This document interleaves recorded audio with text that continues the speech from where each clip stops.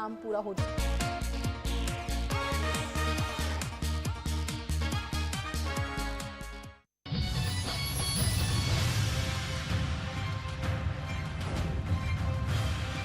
थोड़ा ज़्यादा आगे आने में या फोटो खिंचवाने में या बोलने में या ज़्यादा बोलने में इस पर विश्वास नहीं करता।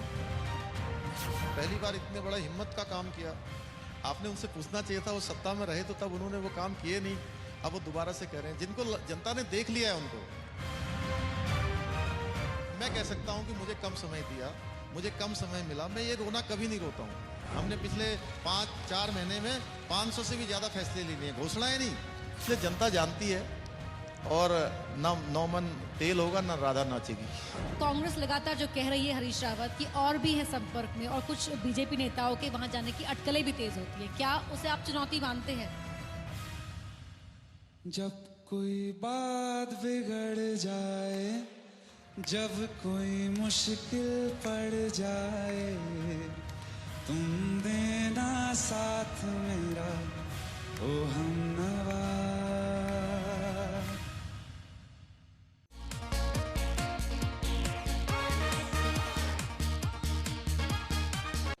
4 जुलाई 2021 को कब और कैसे पता चला कि पहाड़ की बागडोर आपके हाथों में आने वाली है, और साथ ही ये भी कि मन में पहला विचार क्या आया, ये मौका है या चुनौती? देखिए, मैं सबसे पहले तो जितने भी लोग आज इस कार्यक्रम से जुड़े हुए हैं, मैं सभी को अपना प्रणाम करता हूं, सभी को मैं नमस्कार करता हूं।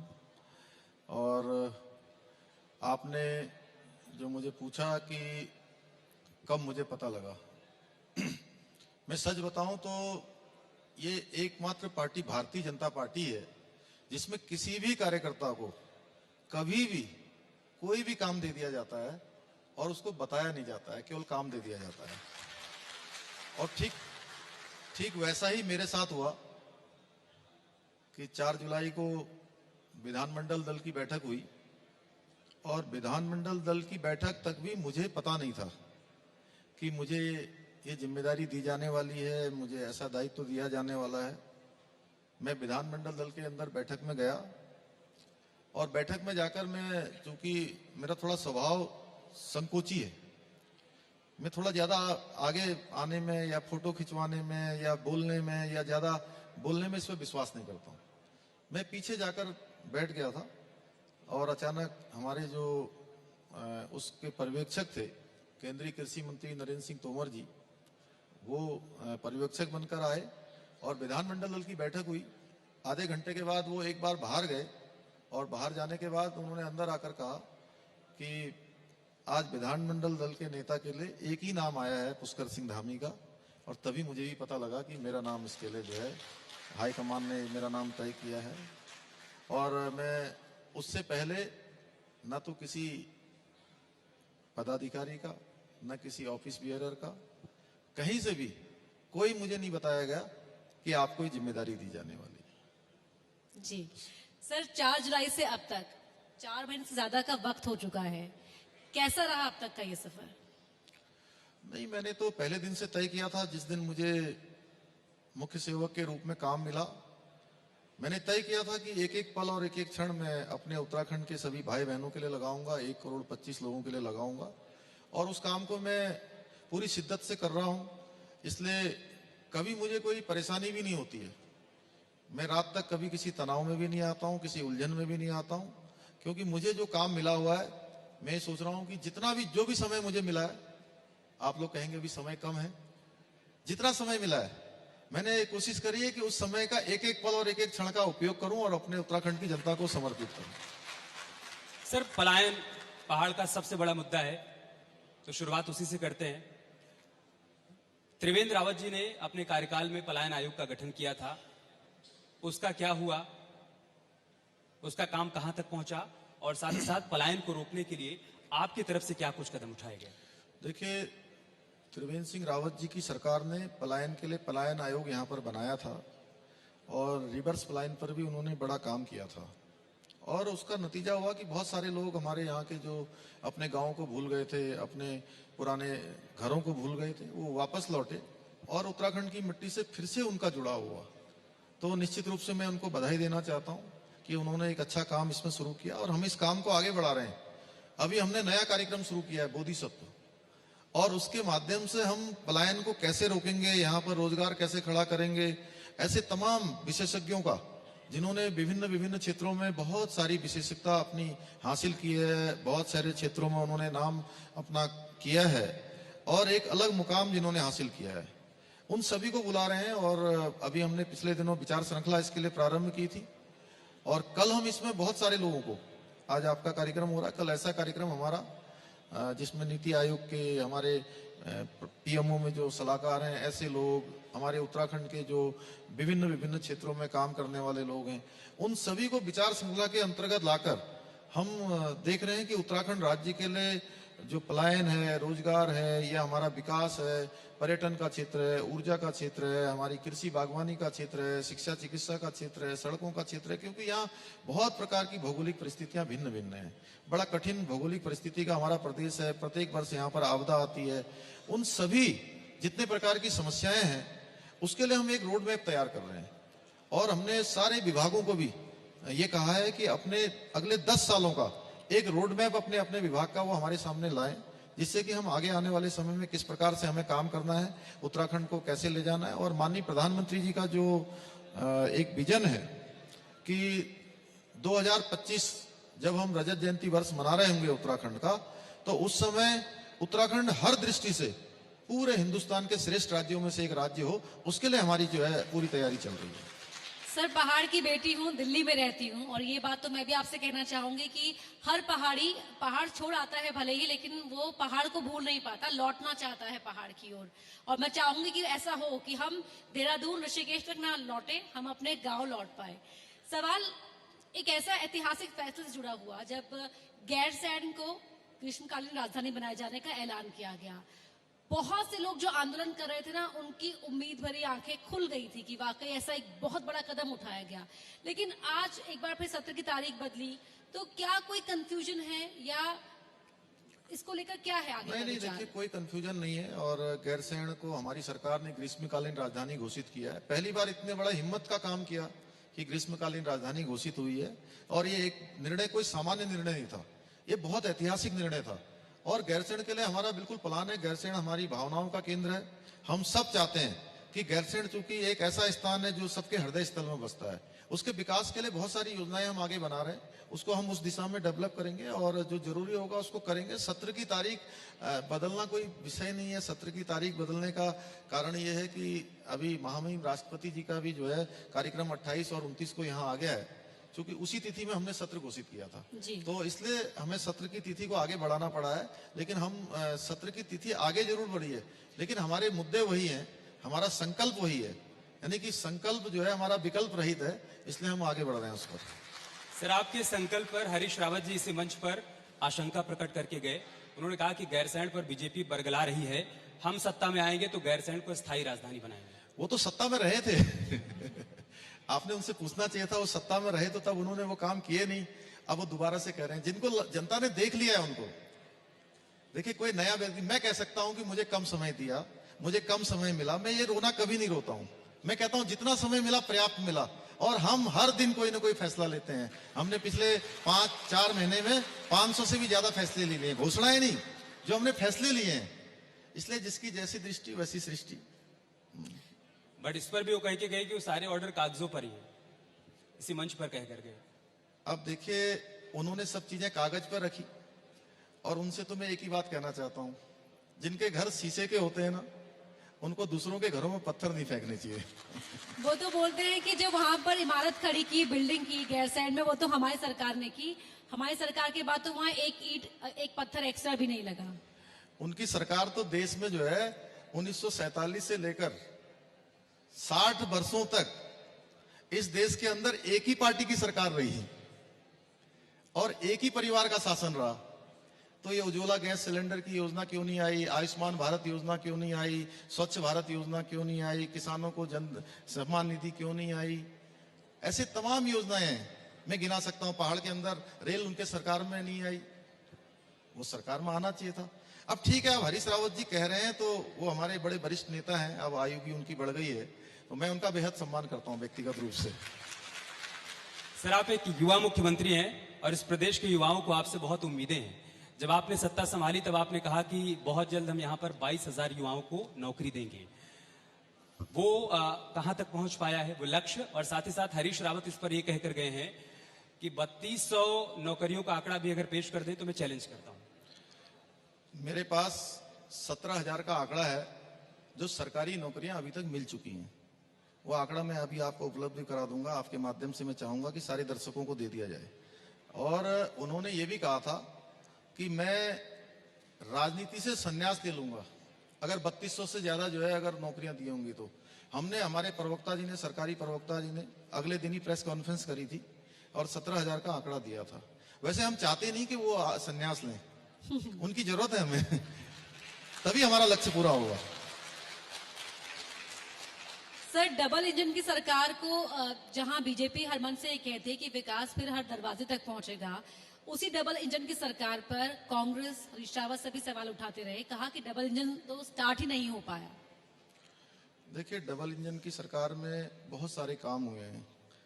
अब उनको क्या है कि उन्होंने अपने समय में कोई काम किए नहीं, इसलिए विपक्ष में उनको कुछ बोलना है। लेकिन उत्तराखंड की जनता जानती है, हिंदुस्तान की जनता जानती है कि डबल इंजन की सरकार में किस तेज गति से काम हुआ है। आज ऑल वेदर रोडें यहाँ पर बन रही हैं, यहाँ पर कर्णप्रयाग से ऋषिकेश रेल लाइन बन रही है, केंद्र सरकार की योजना है। इसी के साथ साथ अभी हमारा एम्स का जो ऋषिकेश वाला एम्स है बहुत तेजी से चल रहा है, हजारों लोगों की रोज ओपीडी होती है।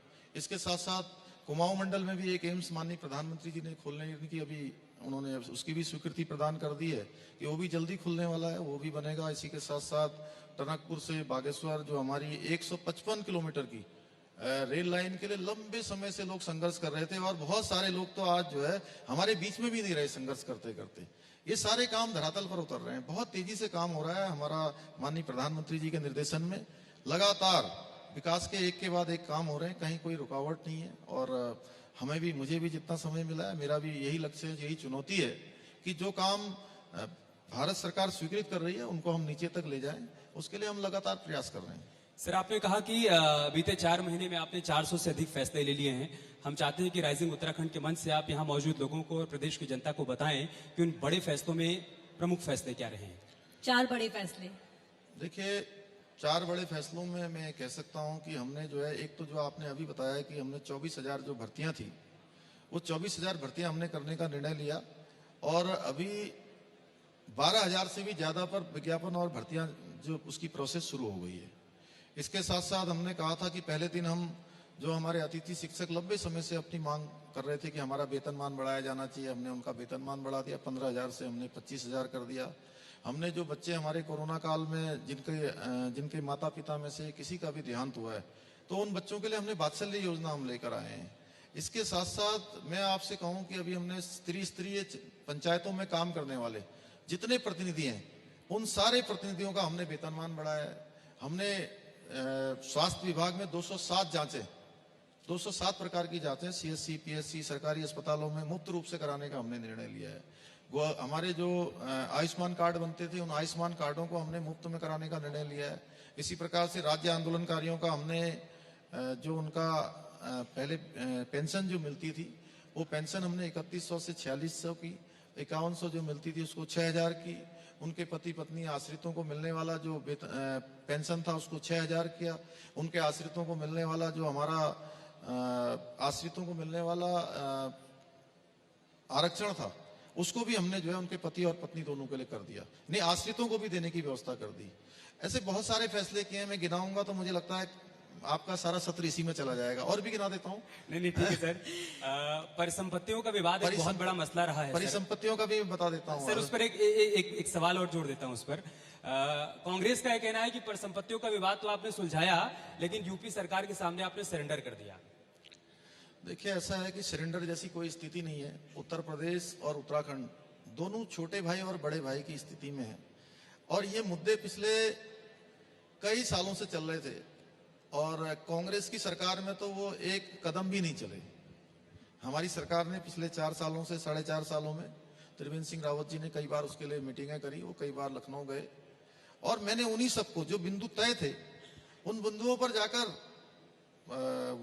उत्तर प्रदेश के मुख्यमंत्री आदरणीय योगी आदित्यनाथ जी से मैंने चर्चा करी, और मैंने कहा कि आप ये अंक गणित का जो आधार है उसको कुछ भी ले लीजिए, तो लेकिन ये फैसला होना चाहिए। तो मैं उनका धन्यवाद करना चाहता हूं और बताना भी चाहता हूं आपके चैनल के माध्यम से, क्योंकि मैं समझता हूं कि कई हजारों लोग आज इसको सुन रहे होंगे और ये बड़ा महत्वपूर्ण है। देखिए, हमारे जो परिसंपत्तियों के जो मामले थे जिन पर फैसला होना था उसमें सबसे बड़ा जो फैसला होना था वो सिंचाई विभाग की जमीनों का होना था। 5700 हेक्टेयर जमीन जो हमारे और उत्तर प्रदेश के बीच में थी, जिसका फैसला नहीं हो पा रहा था, अब ये फैसला हुआ है कि 5700 हेक्टेयर जमीन में से जितनी जमीन की आवश्यकता होगी, एक बात अच्छी तरह से समझ लीजिए कि जितनी भी हमारी यहाँ की नहरें हैं, उन नहरों का सिंचाई के लिए उपयोग उत्तर प्रदेश में होता है पानी का। तो उनके जो हेडवर्क्स हैं जहां से वो कंट्रोल होता है कि पानी कितना खोला जाएगा, कितना जाएगा, चूंकि कंट्रोल उन्हीं का होना चाहिए क्योंकि पानी उनको चाहिए। तो इसके लिए उनको कितनी जमीन चाहिए, कितना उनको इसमें मकान चाहिए, 1700 मकान भी हैं। 5700 हेक्टेयर जमीन है, 1700 मकान है। तो उसमें फैसला ये हुआ है कि जो भी उनको आवश्यकता होगी अपने वो जो उनके ये नहरों को संचालित करने के लिए, सिंचाई के लिए जितनी उनकी आवश्यकता होगी वो उतना ले लेंगे और उसके बाद जितना बचेगा वो सारा का सारा उत्तराखंड का हो जाएगा। एक तो फैसला हुआ ये। दूसरा फैसला हुआ हमारा परिवहन निगम का। परिवहन निगम में हमको 310 करोड़ रुपया वहां से मिलना था। 105 करोड़ की हमारी खाद्य विभाग की पुरानी लायबिलिटी थी जो हमने उत्तर प्रदेश को देनी थी। तो 105 करोड़ रुपया उसमें से कम हो गया और 305 करोड़ में से 310 में से 210 करोड़ रुपए हमको दिए जाने का फैसला हो गया कि हमको तुरंत 210 करोड़ रुपया दिया जाएगा। इसी प्रकार से वन निगम का 90 करोड़ रुपया उनको देना था हमको उत्तर प्रदेश ने उत्तराखंड को, तो उन्होंने 90 करोड़ रुपए में से 77 करोड़ रुपया हमको उसी दिन दे दिया। 77 करोड़ का चेक हमको उसी दिन सेम डे जिस दिन फैसला हुआ उसी दिन हमको मिल गया। चेक के माध्यम से उनके एसीएस आए थे, वो मुझे देकर गए। राजस्व परिषद की जितनी जमीनें थी वो राजस्व परिषद की जमीनों पर भी फैसला नहीं हो पा रहा था। उनका कहना था कि फैसला इस आधार पर होना चाहिए कि जो भी प्रॉपर्टी है जिसकी जितनी जनसंख्या है, उत्तर प्रदेश से कहते थे कि फैसला इस आधार पर होना चाहिए कि जितनी जनसंख्या है, जनसंख्या तो चूंकि हमसे उनकी 24 करोड़ है और हमारी 1 करोड़ 25 लाख है, तो आप स्वयं हिसाब लगाइए कि हमारा फैसला क्या होना चाहिए। लेकिन फैसला क्या हुआ? फैसला यह हुआ कि अब परिसंपत्तियां और देनदारियां 50-50% के आधार पर बांटी जाएंगी, यानी कि आधा उनका होगा, आधा हमारा होगा, आधा उनका होगा, आधा हमारा होगा। इसी प्रकार से रोडवेज का जो बस अड्डा है किच्छा का, वो सिंचाई विभाग की जमीन में है उत्तर प्रदेश और उस पर दावा करता है, तो वो बस अड्डा हमको मिल गया। 2 बैराज हमारे बड़े महत्वपूर्ण बैराज है। एक भारत नेपाल सीमा पर बनबसा का बैराज जो चंपावत जिले में आता है, काफी पुराना हो गया है, वो महाकाली नदी पर बना है, शारदा नदी पर। उस बैराज का पुनर्निर्माण का काम होना है, तो पुनर्निर्माण का काम होगा और उसको उत्तर प्रदेश करवाएगा, फैसला हो गया। किच्छा का बैराज जो क्षतिग्रस्त हो गया है इस बार की आपदा जो आई थी हमारी 18 और 19 अक्टूबर को, तो वो किच्छा का बैराज भी वो बनाएंगे। इसी प्रकार से जो वाटर स्पोर्ट्स गतिविधियां होती हैं उसके लिए चूंकि परमिशन नहीं मिल रही थी, चूंकि उत्तर प्रदेश का कंट्रोल था, जितने भी हमारे नानक सागर डैम है, हमारा धौरा है, बैगुल डैम है, गंग नहर है, तो सब पर उसी दिन हम दोनों ही मुख्यमंत्री की उपस्थिति में फैसला हुआ कि अब आज से ही जो है वाटर स्पोर्ट्स की गतिविधियों के लिए कोई भी एनओसी लेने की जरूरत नहीं पड़ेगी, उत्तराखंड उस पर एनओसी अपनी करके सीधे चलाएगा। यानी कि सारे फैसले हो गए। बिजली का जो बिल बकाया था, जो उनके ऑफिस यहां चलते थे जी, उन ऑफिसों का पिछले 21 साल में बिल जमा नहीं हुआ। 60 करोड़ से लगभग ज्यादा राशि थी। उसी बैठक में यह भी फैसला हुआ कि 60 के 60 करोड़ उत्तर प्रदेश हमको दे देगा। यानी कि ऑन द स्पॉट फैसला हो गया। हाँ, ऑन द स्पॉट हुआ सब, सो मोटो। और मैं भगवान का और आप लोगों का सबका धन्यवाद करता हूं, आदरणीय योगी आदित्यनाथ जी का भी धन्यवाद करता हूं। और अलकनंदा होटल जो हरिद्वार में है, वो अलकनंदा होटल भी हमको देने का उस दिन फैसला हो गया है जी। हमारे उत्तर प्रदेश के मुख्यमंत्री जी यहाँ आएंगे और एक कार्यक्रम होगा, उसमें वो हमको हस्तांतरण हो जाएगा। तो अब आप बताइए, मैं तो जनता के ऊपर छोड़ता हूं फैसला कि मैं झूठ बोल रहा हूं, मैंने एक शब्द भी अलग नहीं बोला, ये सब रिटर्न में है और ये पहले से चीजें चली आ रही थी, इन सब पर फैसला हुआ है। तो अब उनको भी कुछ कहना है, उनके पास कहने के लिए कुछ बचा नहीं है। उनके बड़ी बड़ी मनसाएं थी, उनकी अपनी मनसाओं पर कुठाराघात होता हुआ लग रहा है। वो अपने समय में कोई काम नहीं कर पाए तो अब उनको लग रहा है कि कैसे हो गया, क्या हो गया। आप जानते हैं वही खिसियानी बिल्ली खंबा नोचे जैसी स्थिति है। सर अब एक और फैसले की बात करते हैं जो बहुत बड़ा फैसला हुआ, तीनों कृषि कानून वापस लिए गए। क्या उत्तराखंड में ये कितनी राहत दे पाएगा, क्योंकि चुनाव करीब है, हरिद्वार हो गया, उधम सिंह नगर हो गया, ये प्रभावित है क्षेत्र। देखिए, मैं प्रधानमंत्री जी के इस कदम का बहुत स्वागत करता हूं कि उन्होंने बहुत बड़ा दल दिखाया और देश हित में उन्होंने जो भी निर्णय लिया, हम उनके निर्णय का स्वागत करते हैं। हमने देश हित के अलावा कुछ नहीं सोचा। हमारी पार्टी हमेशा इस विचार पर चलती है कि देश प्रथम, पार्टी द्वितीय और व्यक्ति अंतिम का जो सिद्धांत है वो हम सब पर लागू होता है। और माननीय प्रधानमंत्री जी हमारे राजनीति के क्षेत्र के इतने बड़े विजनरी वो हैं, उनको सब पता है और उन्होंने जो फैसला लिया है मैं उनका स्वागत करता हूँ। सर असल में इसी मंच पर हरीश रावत जी ये कहकर गए कि 5 साल में सिर्फ और सिर्फ एक ही काम किया कि 3 बार सीएम बदल दिए, और अब जब जनता के बीच में जाएंगे, जनता इनसे सवाल करेगी कि पहले वाला चयन गलत था या बाद वाला गलत था, तो क्या जवाब देंगे? उनसे कहिए कि जो चयन अब अच्छा होने वाला है वो चयन सबसे अच्छा है और आगे जो जनता चयन करने वाली है वो भी अच्छा करने वाली है। 5 साल का मिथक कैसे तोड़ पाएंगे कि उत्तराखंड में हर 5 साल में सरकार बदल जाती है? नहीं, सारे मिथक टूटेंगे। देख रहे हैं आप, सब मिथक टूट रहे हैं, सब इतिहास बदलेगा। अच्छा एक और सवाल, पुष्कर सिंह धामी कहाँ से चुनाव लड़ना पसंद करेंगे? खटीमा ही आपकी फेवरेट सीट रहेगी या जहां से पार्टी का आदेश होगा? नहीं, देखिए, ऐसा कोई कारण नहीं है कि मैं कोई सीट बदलूं या कहीं और जाऊं। मेरी पार्टी जो मुझे काम देती है मैं वो काम करता हूं। मेरी पार्टी ने मुझे काम दे रखा है, मैं इस काम को कर रहा हूं। और जहां तक चुनाव लड़ने की बात है, तो चुनाव में चूंकि अभी मैं मुख्यमंत्री हूं, तो मुख्यमंत्री के नाते पार्टी जो भी आदेश करेगी मैं वो करूंगा, लेकिन मेरी कर्म भूमि खटीमा है। थोड़ी बात आम आदमी पार्टी की हो जाए। केजरीवाल जी ने दिल्ली में 200 यूनिट बिजली फ्री की, उसके बाद से आज तक वो सत्ता में बरकरार है। यही दांव उन्होंने यहां भी चला है। ये आपको चुनौती लग रहा है या फिर चुनौती का कोई तोड़ निकाल लिया है, आप लोग भी कुछ फ्री करने वाले हैं? नहीं, कोई चुनौती नहीं है। देखिए, दिल्ली में अलग परिस्थितियां हैं, उत्तराखंड में बहुत स्वाभिमानी लोग रहते हैं, बड़े राष्ट्रवादी लोग रहते हैं, और यहाँ पर कोई भी जो है, जो बातें हैं, जो जुमले हैं, उन पर यहाँ की जनता आने वाली नहीं है। यहाँ की जनता थोड़ा बहुत कष्ट सह सकती है, लेकिन वो अपने स्वाभिमान के साथ कभी समझौता नहीं कर सकती। मोदी जी ने कहा, प्रधानमंत्री मोदी ने, कि अगला दशक पहाड़ का होगा। कैसे, क्या विजन है उसके लिए?